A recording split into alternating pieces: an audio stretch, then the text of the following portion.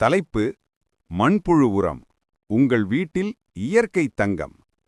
வணக்கம் நண்பர்களே, இன்றைய வீடியோவில் நாம் பார்க்கப் போவது வீட்டிலேயே எளிமையாக எப்படி மண்புழு உரம் தயாரிக்கலாம் என்பதுதான்.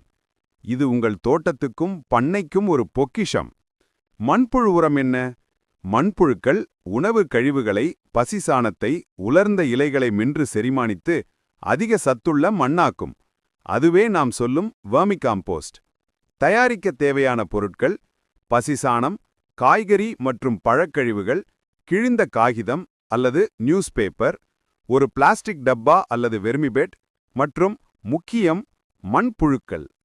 தயாரிப்பு முறை: முதலில் ஒரு துளைகள் உள்ள பிளாஸ்டிக் டப்பா எடுத்து அதில் கல், மணல், சிறிது காம்போஸ்ட் அடுக்கி போடுங்கள். அதன் மேல் 15 நாட்கள் பழுப்பு பசிசாணத்தை சேர்த்து அதில் 200 முதல் 300 மண்புழுக்களை விடுங்கள். மேலே ஈரமான நியூஸ் பேப்பர் போர்த்தி இருள் சூழ்ந்த இடத்தில் வையுங்கள். புழுக்களுக்கு உணவு கொடுப்பது: ஒவ்வொரு 3 நாட்களுக்கும் காய்கறி கழிவுகள், பழத்தோல்கள், உலர்ந்த இலைகள் போடலாம். உப்பு, காரம், எண்ணெய் கொண்ட உணவுகள் கூடாது. புழுக்கள் நிம்மதியாக வேலை செய்ய 40 முதல் 60% ஈரப்பதம் தேவையுண்டு.